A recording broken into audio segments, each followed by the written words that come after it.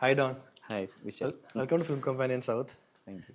So let me start with this particular thing I wanted to ask you. I have read so much about so much about you and the kind of the journey that you've gone through to kind of reach your sixth film. Of course, you didn't grow up exposed to the kind of world classics that, as a viewer, we might assume that you were, right? So there was a stage where you went to Sydney to study cinema, and that's where you got into that world of classics and all those kinds of things. So what was that particular period like? If until then what you were were exposed to were basic regular Malayalam movies, Yeah. then when you suddenly start to discover all those masters, how do you look back at that phase? Was it a daunting kind of a phase, or was there a little bit of I think it was a gradual process. It yeah? was not one particular moment or anything. I started discovering filmmakers and started understanding that filmmakers have their own style, and each filmmaker has his own signature. Those things I understood when I was in film school. Even at that point, I was mainly looking at the Western cinema, the European and Hollywood films. Only after my film school, I realized that okay, we have like such great masters here, and there are so many predecessors for us who have shown us great examples and made terrific films. The number of filmmakers out there who have done great things before us are so many that I still keep on Yeah, you have to finding, keep and learning. this journey goes in parallel with the the filmmaking journey too. The cinephiles journey as well. So even now, like every day, if you look at the body of works of people, there are more than 10,000 films getting released every year. Yeah. And if you look at the 100 years of history of cinema, there are so many filmmakers that you might have never heard of, whose films you might resonate so much with. So I'm still in that journey and search. But at least when you just went to that film school, something I often, in my personal journey of studying about cinema, what I've always felt was a little bit of an inferiority complex that I faced when you're dealing with people who are better exposed to cinema. Yeah. Like I used to look at them and think, oh, how wonderful, their parents taught them world cinema, exposed them to Kieslowski when I didn't even know about, Indian masters. Yeah. So when you're in that phase, when you go to a very reputed film school, what is that kind of a phase? Yeah, that was one of the questions I had to face when I went to join the film school. Yeah. Like the first question was, What have you name seen? your favorite 5 filmmakers and describe them. At that point, I didn't know, many filmmakers. It was very difficult for me to find this, Name five. five filmmakers even. So yeah, then it became a routine. Like wherever you are lacking, you are trying to fill that gap. So then I made a habit of watching films. I made sure that like one of the advices that I got from my film school was that I should watch at least one film per day. And I like dedicated my days to it, and started watching multiple films per day. And by the end of 1 year itself, like you have caught up with some of the Percentage of the films that your friends are recommending or the teachers have recommended. So yeah, I think that has helped me.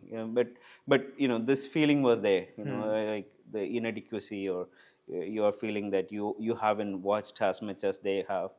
um, but but you have to work on that. That's the only solution, right? Yeah. Yeah. But let's talk a little bit about the voice that you've developed over the years, over these 6 films. Of course, when you're entering film school, in that initial phase, you're just discovering yourself as a filmmaker, right?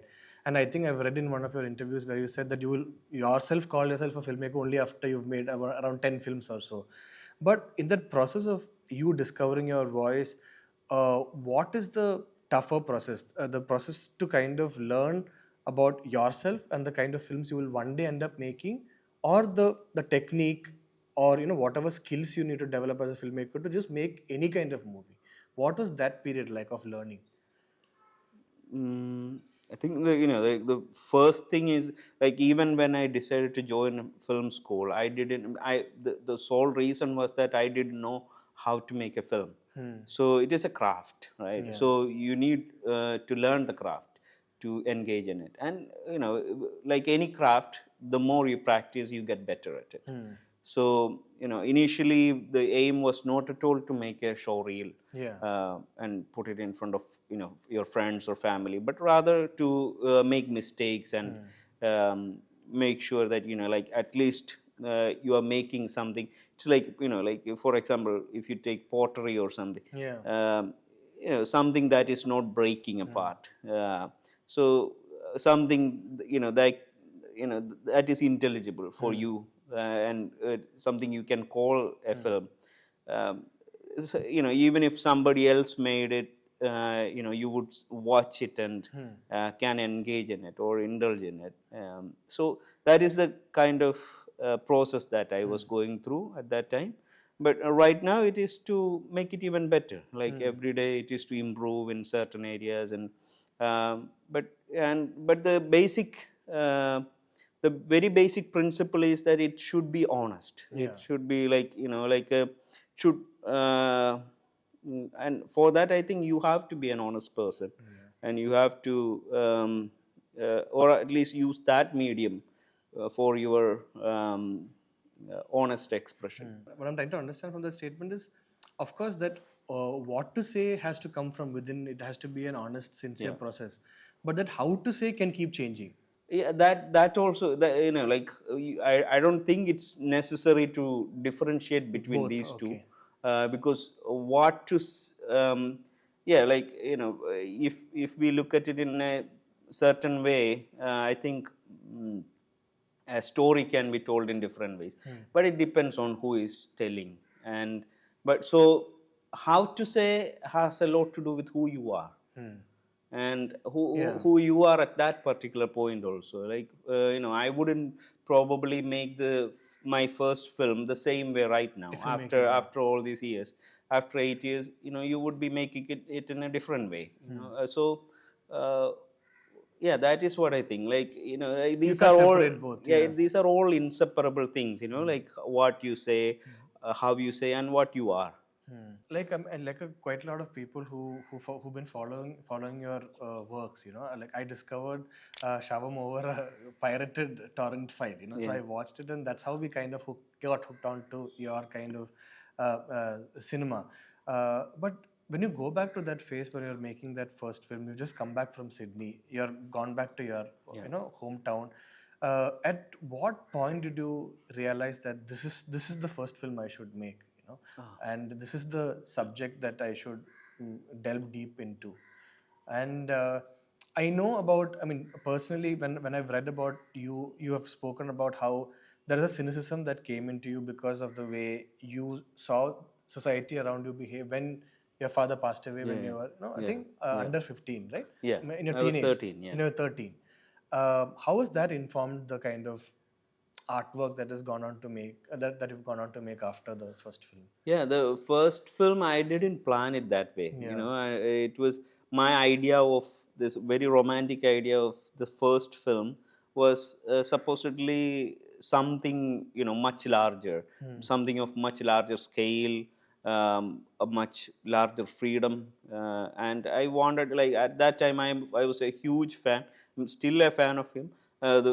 Huge fan of Tarkovsky's films, and I wanted to make something as grand as Mirror. Mirror, Yeah, okay. so yeah, something that is, and the kind of freedom that he must have enjoyed as a filmmaker, without a narrative and without any restriction on what you put on screen. So that is the kind of freedom that I wanted at that point. But then then you slowly, Come to yeah, reality. come to reality. You get a sense of maturity that like it's not like the money is involved, and when money is involved, a lot of other restrictions are there. And also you look at other filmmakers also and see how they have done things. And it is at that point my friend who was funding, who was ready to chip in for the film, that asked me, okay, how much more are we looking at? And I said, quite a lot of money. And then he said, but what can we do with this, whatever we have got? Do you have any Idea for ideas that. or anything that you have written that you can work within this budget? Then I looked at my notebook. I had a bunch of ideas Ideas. written down, and I said, yes, there is something that can be done within this budget. And then that is the idea of a bunch of people who have gathered at a funeral. And yeah, then he said, okay, let's do that then. What do you think? Then we went forward and did that. Yeah, um, that yeah, so it wasn't that planned. It just happened that way. And but these thoughts are there, like you have so many different thoughts every day, and sometimes you uh, find something worthwhile to write down, you write it down, and Yeah. later you can develop more on it. In so many cases, your frames are almost exactly taken from reality. It feels like that, right? It feels like you have been there in conversations where people are talking about cricket or alcohol or something like that when someone has just passed away. So in that process of writing, Shavam, where are you taking or drawing all that from? From my surroundings mostly, and my memories as well. And the location was the house that I grew up in. Oh, okay. Yeah, the location was was the house that my father built, and so it was important for me in that way also. Then like these conversations, sometimes I have written down some conversations that I overheard in when you are at the A funeral or a something. saloon Yeah, sitting there salon, to get a haircut. yeah. You overhear people sitting there talking about the Bengalis, and how they are ruining the our society's values and that kind of thing. So these are the things that common people talk about. There is a certain satirical element to it. And because they would be talking whatever they feel like, and it doesn't have any um, it doesn't have to reflect your ideas Yeah. or your thought process. So that's why I like this, observing other people talking makes it funny, I felt. So that was the basic idea. Yeah, But what is that second stage when that is your style of filmmaking, when you're an observational filmmaker? yeah. Do you also after a point catch yourself observing people and situations only for the purpose of work and not just as life? Does that happen too? Oh, no, it has to come naturally, I think. And and film is not just work, like it's the way, it is the eventual expression, Yeah. that has to so many things get accumulated, and eventually some things get exposed. I think that exposition is called film, for me. So it's an ongoing process. It's not like you stop observing after a film. It's It continues, yeah, yeah. and you not only look outwards, you look inside as well. You have to observe yourself as well, and more. And this turning the camera outwards is also um, in another way, you are actually looking into yourself Yeah. also. You are very much aware of the person sitting on this side of the lens. Yeah, which is what I find so amazing about your work. Of course, you have movies that expose the society that you've come from, the community that tries to protect certain kinds of people. But then, especially in films like Everything is Cinema and all that, you really do point the camera back at yourself. And just as critical you are of society and the people that you've seen, you are equally critical of yourself. How do you kind of maintain that self-awareness, as you grow in importance, as you grow in becoming an important filmmaker? So how do you kind of maintain that balance between? We know I'm not the first one to do Of this. course, yeah. So many Yeah. great examples are there in front of us, and what makes them great or what makes them likable as filmmakers, those are the elements that you want in your films. And those things. And what is the ultimate aim of filmmaking also, that these are much deeper questions. So the it if you have time, Of course, yeah. there is an incident that happened in my film school. So when I was in the first year, there was one teacher who came and asked us, so why do we make films? And then I had this idea that then I told him that, okay, to understand ourselves more, like that, that is a basic principle of many philosophical schools as well.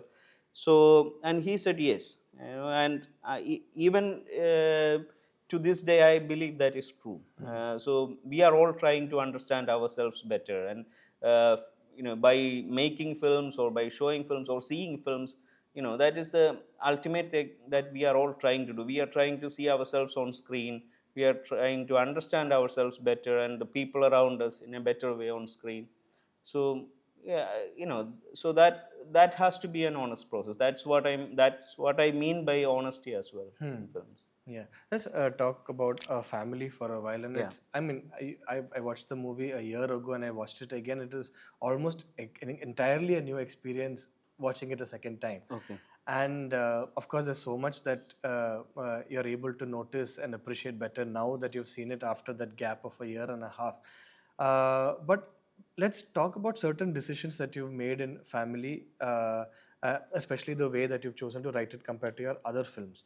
Of course, it deals with very serious problems, it deals with very serious topics, but I find it's one of the first times you've used a symbol so elaborately. You've right from the beginning of the movie, you do talk about a leopard on the prowl. You have very rare, I mean, you have chosen to show that leopard very minimally, and it's also what do you say, something done very consistently throughout the film. It's not something that you just mentioned and then you let go and then you brought it back. So when you kind of decided to make a movie about this subject and then you want to use a symbol like an animal like a leopard, how do you kind of decide to find the perfect balance between using that as a symbol and using it in the story? That just happened, I think, because we had this instance of finding a leopard in that particular area. In Idiki. Yeah, in Idiki. That is the same place where we shot my previous film, 1956, Central Travancore as well. That was a few years before. Then after the shoot, when I came back to Kochi, and I was living in Kochi, so After the shoot of Family, after the shoot no, of after Travancore. Central Travancore. When we came back here, we got this news clipping. I got forwarded by someone, showing the news that there was a leopard. Yeah. Prowling around the space where we were shooting the film. Just immediately after we left, there was a leopard there. So many people, so there were sightings, and sometimes it even attacked small animals. It was in the news. So that was that was an interesting piece of information for me, and that was somewhere in my mind. Then while writing the script, maybe in the second or third draft, this idea came up of the leopard. Combining that as a... combining that as a motive throughout the film, and having parallels with Sony. That. Like you mentioned, Sony is again a very, very fascinating character because if you look at it as a conventional movie, if you're looking at it as a regular movie, he's the absolute hero, right? At least in the third, or at least when you're trying to understand who this person is, and it's about 20-30 minutes into that movie, almost every scene you see of Sony interacting with a villager is of that villager thanking him for something. So he's not only a hero of sorts, but he's also a beloved person of that society. And it's after a scene where somebody's thanking him or somebody's grateful for all his help. Like he's doing so many little things that you see that what he's actually up to. Of course, other than the irony at play, how do you kind of see Sony as a person? Like, is it a little bit of a fictional character, or do you really remember people like these? Yeah, there are definitely, it is based on different people and an amalgam of them. Yeah. And we, especially with Sharon, the co-writer, we discussed a lot about how this person would react to certain situations, how he would be thinking in a situation like this. For example, while having that conversation with Needu's character about, I asked Sharon how he A would break person up. like this Yeah, one, yeah. how would he put it in words? That he wants to break up with her and still get away. Yeah. He Without makes it seem having. like it's her fault. Yeah, yeah, Yeah. yeah. So that is the idea that Sharon gave me straight away. Not straight away. That was her response. She said that okay, he would make her apologize for that, and that was very a brilliant way to do it, and that is something that he would do in person also. So yeah, there were conversations, and there are people whom we definitely Base it on. based it on. And another interesting writing choice is how almost at the 2 minute, 3 minute mark, you are seeing a boy stand in front of a mirror, right? He's looking at the mirror and he's looks like he's observing his bruises, or he's just looking at his face in a very, what do you say, curious way. You're not really understanding what is happening. You register that image and then you immediately go on to the next scene and the story and the way it unfolds, and it almost takes 40 minutes for you to remember that image again and to understand why you did that. Okay. So as a part of the, like, formally it's a very interesting thing to do it like that. No? You've laid a seed somewhere and then it takes about 40 minutes for you to really make sense of that particular seed. How do you, is this also something that comes in the second, third draft stage, or can you do something about like an idea like this in the making itself? And that happened over a long time, Okay. from the beginning of the first draft to the editing process. Even during editing, we were shuffling scenes between, and even until we completed, like even in the like first or second edit, the first scene was different. The idea to start the first scene with Sony itself came much later. Yeah, so initially it was a different scene altogether, and then even then, like we had shot several more scenes as well, that we like removed so many of them during this editing process. So it's an ongoing process for me until the very end. I have heard filmmakers saying that they had a very clear vision about, Right from the beginning. yeah, like how would be at the end. For me, it is not like that. It is a trial and error, and like you do so many things, and you do a little extra while you are shooting and while you are writing, so you can remove certain things during the editing process. So it's a very much about the editing process itself. But when you work obsessively like that on the edit, are you ever fully satisfied with the edit, or are you constantly thinking about it? Yeah, there is, again, there is nothing called perfection. Perfection, Yeah, so you have to let go. at a point you have to let go, and you have to trust the process, I think. And for this film, we had this idea that like in the beginning, we know that we are showing very separate segments, they that are not connected with each other logically or narrative wise.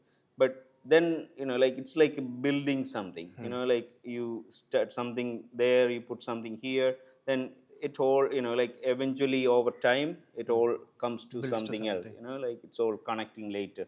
Now that is the idea that we had while making the Yeah.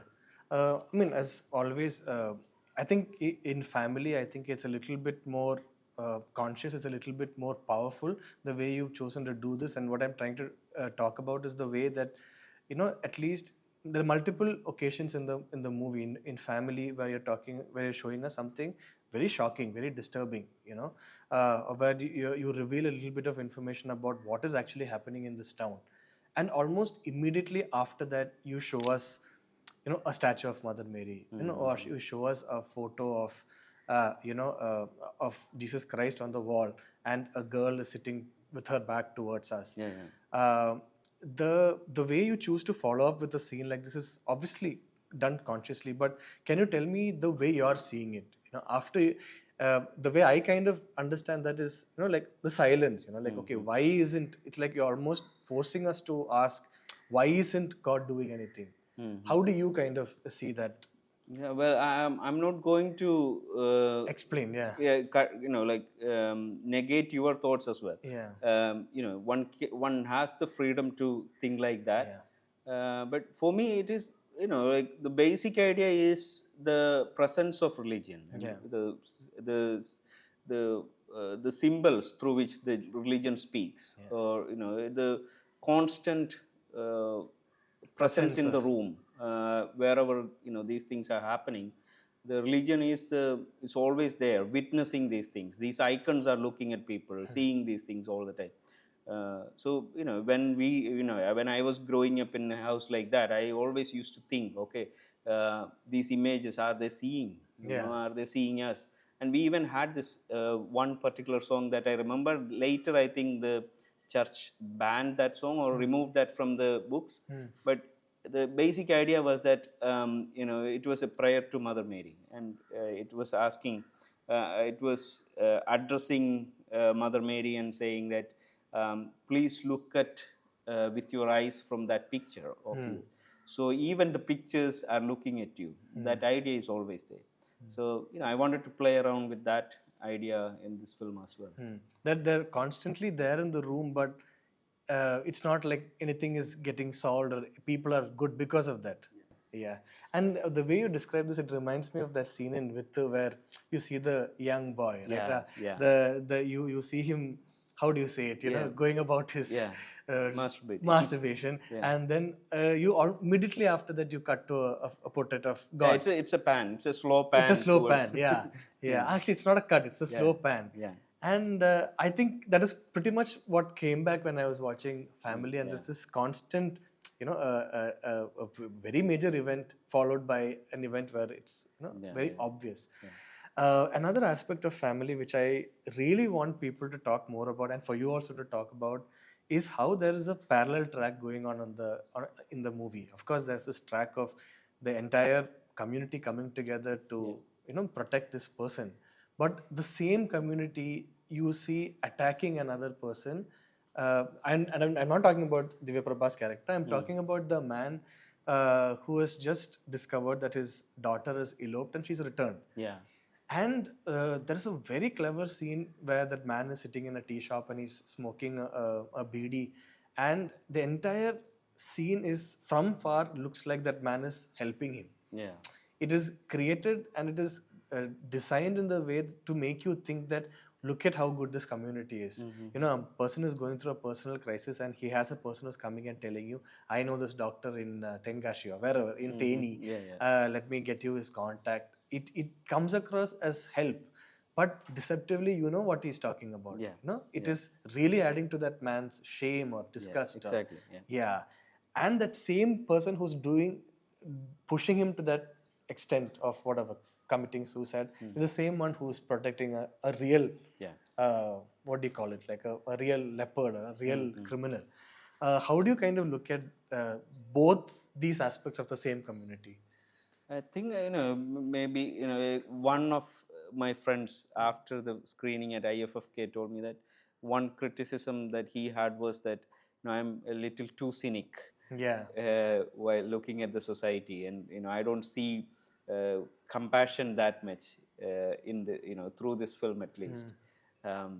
Then he continued and said, well, that is also fine. We all have different ways of looking at things and looking at the society, looking at characters. So this is my understanding of the characters. Because they and the beauty also comes through that, because they work with certain ulterior motives, and they talk through subtext. So those are the things I learned at film school too. So I think it's interesting to work. How do you kind of what is your interpretation of a character like Matthew in this? Because eventually everything that is unsaid gets said because of a character like Matthew. In the other cases, what you're able to see is little more, okay, it's suggestive. You're not really understanding what they are going through, or what has happened before. But it's the fact that you have a character like Matthew in that, an actor like Matthew in that, who's kind of telling you the after effect. Yeah. What happens, what happens to these kind of people once this guy moves on to another victim. How did you kind of write that character, and what is the reason you wrote that character? Yeah, that again, that idea came from Sharon too, because like when we were discussing different children and different stages of going through this experience, and Sharon said that like they would not respond the same way. My initial tendency was to go to something, a resort on some cliche observation, and then she said, no, we have to make it more nuanced. We have to write different responses from different children. Then we started thinking in that direction, and Matthew's character was also discussed. And the casting decisions came much later. These the characters were all written. Even Vinay and all these different actors, the characters played by these actors, the casting decisions came much later, after completion of the script. Certain things I wanted to ask you about family, and the character that is Sony, and you can tell me if you thought about it or not. I mean, either ways, I really find it very amazing the way you've chosen to end the film. Of course, it's right after the kids discover the leopard, and that final shot again is classic Don Palathara style, and then he's standing on that stage where he's almost standing with the teachers and in a position of so much power, and it's like literally like a leopard on top of a tree or on top of a hill, looking down on all the all the many people that he can attack so easily, given the power that society has given him. You mentioned about storyboarding a lot of the things that you write, and all these amazing frames that you come up with. But did you see this as the final shot of the film beforehand, and was it something that you kind of drew with this kind of an intention? I wish I had the copy of the storyboard to show you. I would love to see it. It was there. It was in there. Like probably after the interview, maybe we can take a Sanita may have a copy of it. I can get you the copy and show you. But it was there. Like so many of the scenes. There are very few scenes that we improvised on the set, and like very few changes that we made that we thought would be better for the film. Otherwise, we kept it all as we planned. And visually, was that the idea too? That it ends with a man staring over so many. Yeah, definitely. Another thing I kind of noticed in this film is, it's not something I've noticed in a lot of your other films, but in this case, because there is this entire symbol and this metaphor working with how he's being compared to like a leopard, a beast. You also find him always wearing the primary color of what's behind him. If he's walking in the garden, or if he's walking in the forest, he's wearing green. There in indoor scenes, he's wearing a little bit of blue, and there are scenes where he's wearing brown. If it's a little towards the dusk, it's almost like the same camouflage that you would find an animal in. You would find him wearing the same camouflage. Am I reading a little bit too much into it, or was there some truth to this decision? You are right. He, like we designed him in such a way that he would always merge into the surroundings. In the background, So wherever he is someone who easily fits in. So he is not a rebel of any sort. He is rather someone who fits in. Even when he even though he shows some tendency of being a rebel in between, as soon as the power of his parents or his father is over him, and when the father says that like you will have consequences, suddenly he changes the gear into the reverse, and suddenly again fits in easily, very easily. So he's that kind of character. He's a conformist. The colors are also contributing to that factor. But going back to again, their earlier influences and all that. Of course, this is a difficult question, and it might not be very easy for you to go back to one particular period or one particular incident. But Do you remember the sequence of events that led you to becoming, to kind of able to understand the hypocrisy of the world that we live in? Because in your case, I think it's something that you were able to understand very early on in your life. If I got that, what do you call it, that knowledge or that information in my 20s or 30s when you're dealing with real life, maybe that happened to you 5 or 10 years earlier than that. Was there any particular event, or was there a series of things that kind of led you to understand how people are? I was the single child in the family, and I had a lot of alone time. Probably, like got into the habit of thinking too much, and probably that has something to do with this, or the kind of books I got exposed to in my teen years, or like the even later the kind of films that attracted me. I don't know whether it's a conscious choice of any sort. Maybe it just happened that way. Hmm. Yeah. Do you continue to remain that? Do you continue to remain the person who's able to see people's hypocrisy, or are you a little bit more hopeful right now? The hope is not about people, but rather about ourselves, or what we can do to change Yeah. our mindset. Like if we relate too much to the outside, if you expect too much from other people, you would usually end up breaking your heart. Disappointed. So I think it's better to keep your hopes to yourself. Yeah.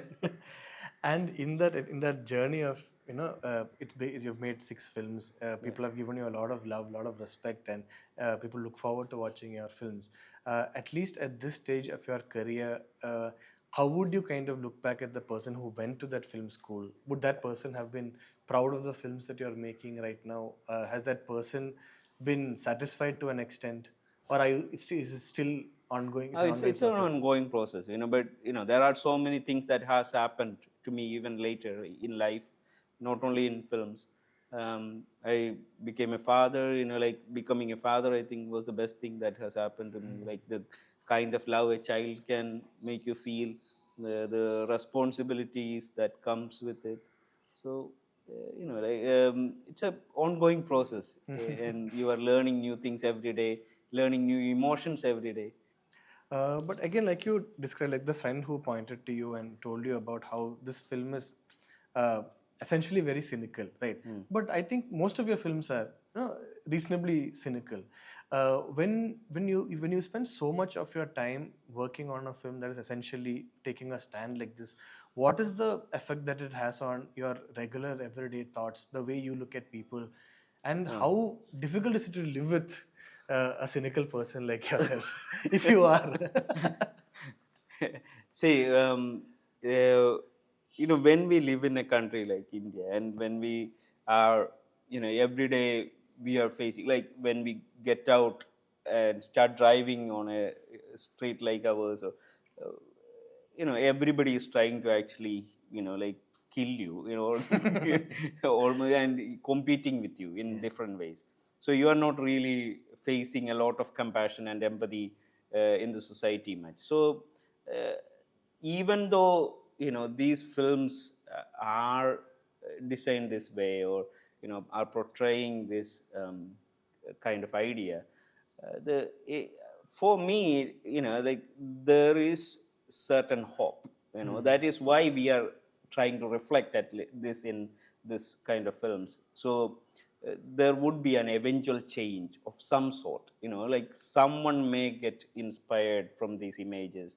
Someone may uh, think that okay, these things need to be changed.